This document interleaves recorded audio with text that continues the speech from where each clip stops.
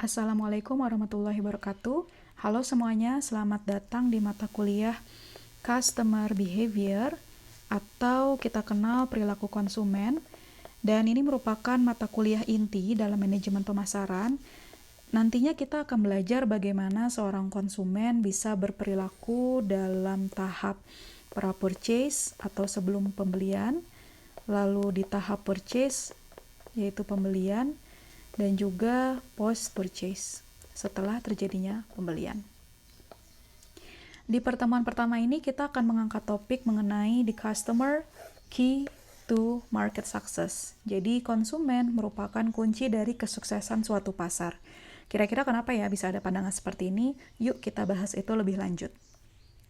Pertama kali, kalau kita belajar suatu hal yang baru, termasuk customer behavior, ada perlunya kita harus tahu dulu alasan kenapa kita belajar hal tersebut. Dari slide ini, kita ketahui bahwa kalau kita belajar customer behavior, memahami bagaimana konsumen kita berperilaku, nantinya kita akan lebih mudah dalam memuaskan kebutuhan mereka, lalu mudah dalam menjalankan konsep marketing, dan juga lebih mudah untuk mendapatkan pengakuan dari masyarakat. Karena pada dasarnya customer behavior ini memudahkan kita untuk mengenali needs dan wants dari konsumen, kebutuhan dan keinginan. Dan kita dari pihak perusahaan tugasnya adalah menciptakan atau menawarkan produk dan jasa yang bisa memenuhi kedua hal ini. Kalau ini sudah terpenuhi, maka konsumen pun akan puas.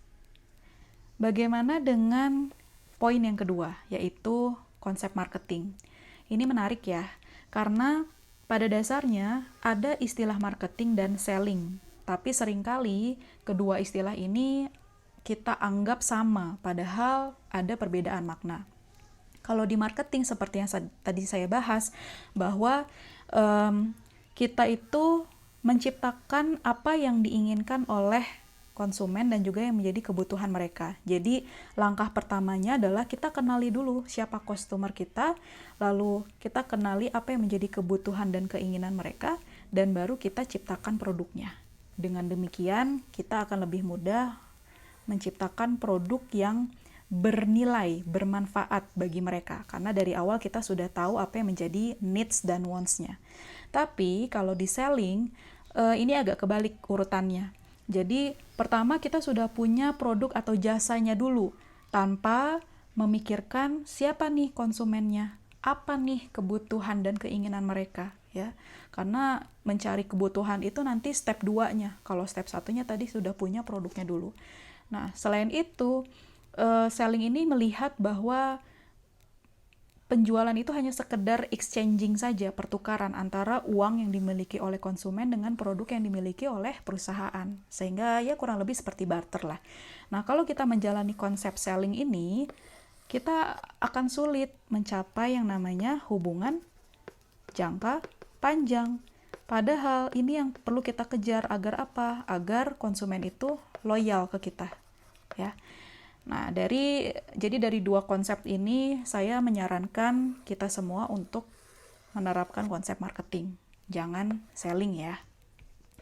Bagaimana dengan yang ketiga, gaining legitimacy in society, yaitu pengakuan ya, mendapatkan pengakuan dari masyarakat. Ambil contoh deh, kasus mobil listrik ya. Animo masyarakat ini tinggi banget sebenarnya dengan mobil listrik karena dianggap ramah lingkungan.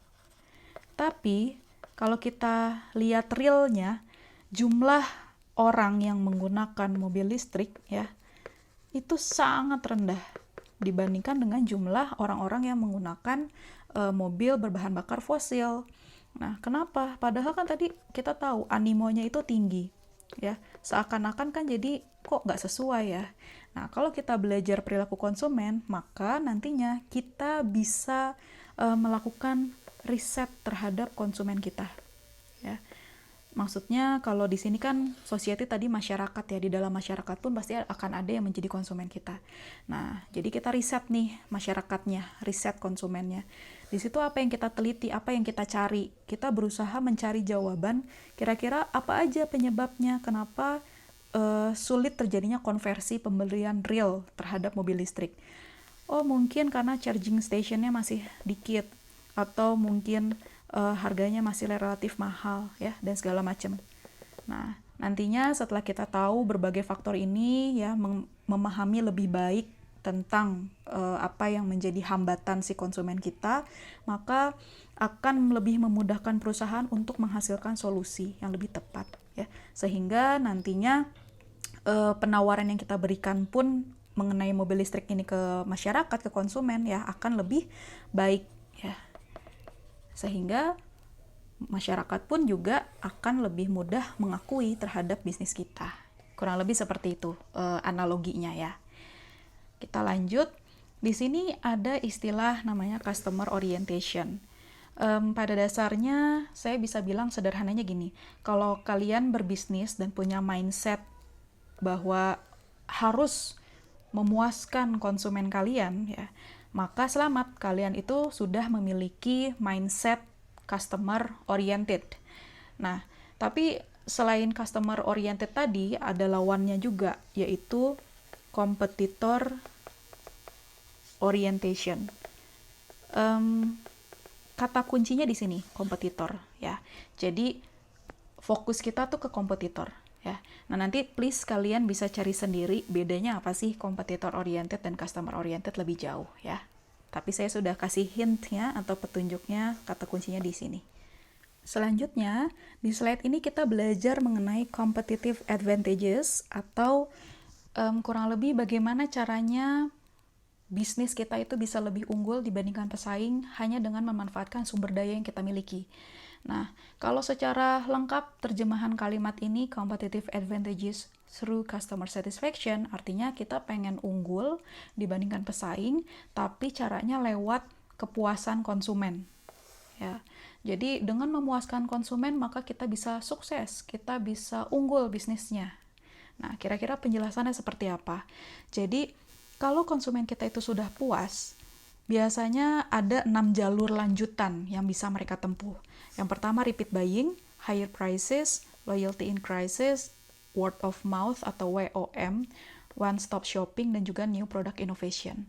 Kalau repeat buying, sudah jelas lah ya, kita puas dengan suatu produk dan biasanya selanjutnya kita pengen beli produk yang sama.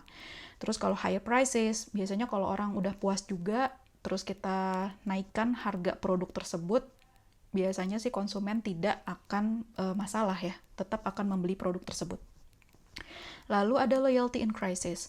Jadi konsumen yang sudah puas, meskipun dalam kondisi krisis seperti kemarin pandemi ya, mereka akan tetap beli produk tersebut gitu. Ambil contoh pada saat pandemi, di mana orang-orang itu pada berhemat ya, mengalokasikan keuangannya untuk kesehatan, tapi ada orang nih yang terbiasa sudah pakai Scarlett. Nah, meskipun di kondisi pandemi dia akan tetap beli si Scarlett ini ya.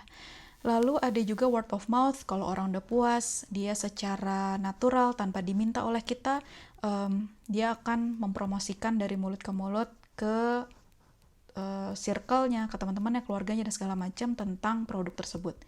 Nah, kalau one stop shopping, jadi misalkan Scarlett itu awalnya hanya jualan hand body ya, lalu banyak orang yang beli dan mereka puas ya. Kemudian Scarlett mengeluarkan lagi produk serum, scrub, segala macam ya. Nah, kalau orang yang sudah pernah puas pakai produk hand body Scarlett, ketika Scarlett mengeluarkan varian baru, mereka mau untuk beli si serumnya, scrubnya, dan lain-lain. Itu yang dimaksud dengan one stop shopping. Jadi bisa ada ekspansi pembelian. Nah, kalau new product innovation, pada dasarnya perusahaan itu nantinya akan berusaha untuk mencari berbagai produk dan jasa yang selalu bisa memuaskan kebutuhan dan keinginan konsumen. Karena yang needs dan wants konsumen ini kan sifatnya dinamis ya. Nah, jadi demi mengejar kebutuhan ini, biasanya perusahaan tuh akan aktif melakukan berbagai inovasi. Nah, untuk repeat buying sampai loyalty in crisis, sebenarnya imbas ke perusahaan itu nantinya bisa meningkat profitnya. Tapi kalau untuk word of mouth sampai new product innovation, secara tidak langsung memang tidak ke arah profit, tapi dia meningkatkan ke arah growth, pertumbuhannya perusahaan.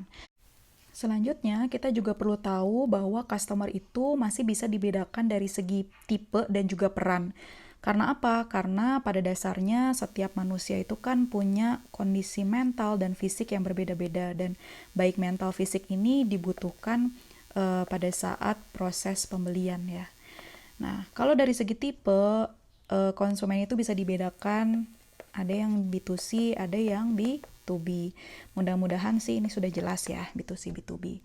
Lalu kalau dari segi peran, ada yang perannya sebagai payers atau yang membayar. Ada yang perannya sebagai buyers yang membeli. Ada yang perannya hanya sebagai user yang menggunakan saja. Nah, jadi satu orang konsumen itu bisa jadi dia berperan hanya sebagai payer saja, atau mungkin user saja, atau buyer saja. Atau bisa aja kombinasi, jadi payer juga, buyer juga ya.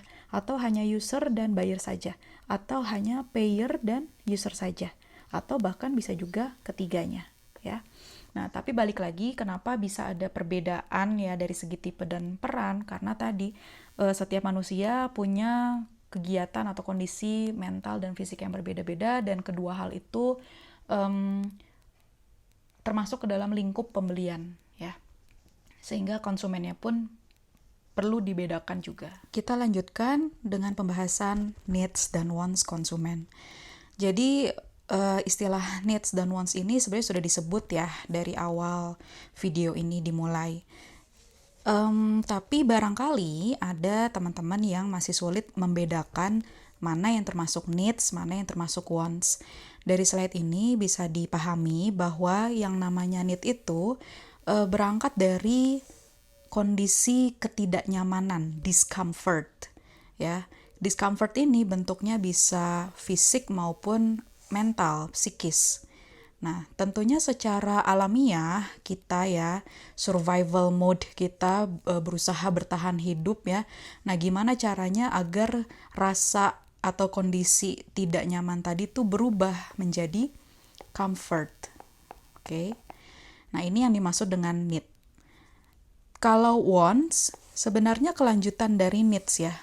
Nah, tapi di sini yang membedakan itu adalah kita bukan sekedar mengubah dari kondisi tidak nyaman menjadi nyaman, tapi juga pengen lebih dari itu gitu.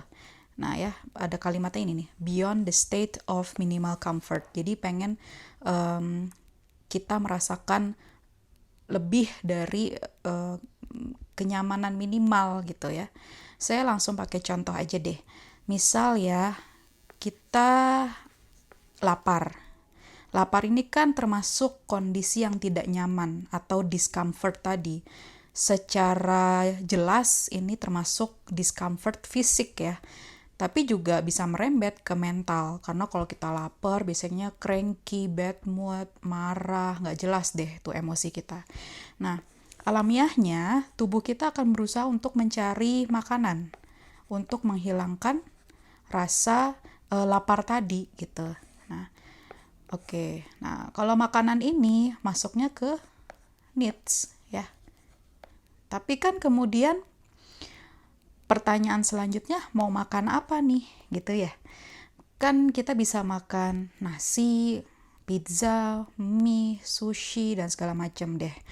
Nah, kalau orang Indonesia kan suka tuh ada istilah gini, kita belum makan kalau belum makan nasi, padahal sebelumnya dia udah makan roti mungkin 3 bungkus ya, tetapi karena roti itu bukan nasi jadi anggapannya yaitu belum makan, yaitu hanya cemilan aja. Nah, artinya kalau kita balikkan ke konteks atau ke konsep need dan wants ini, maka nasi itu bagi orang Indonesia ya adalah wants-nya, masuknya ke wants. Karena orang Indonesia tuh iya pengen kenyang, tapi nggak pengen sekedar kenyang aja gitu ya. Dia harus ada seleranya sendiri gitu ya, ada preferensinya, ada selera ya. Ya seleranya apa? Nasi gitu ya. Jadi beyond the state of minimal comfortnya itu adalah nasi. Bagaimana kalau untuk orang bule yang kalau makan mereka lebih milih makan roti ya, bukan nasi gitu. Ya artinya bagi mereka wants-nya adalah roti ya. Ketika mereka butuh makanan, makanan itu adalah needs. Jadi wants itu sebenarnya perkembangan dari needs, tapi ini tuh biasanya wants itu merupakan need yang udah tercampur ya dengan kondisi sosial, terus budaya seseorang ya. Ini nanti akan kita pelajari lagi seharusnya di topik-topik selanjutnya.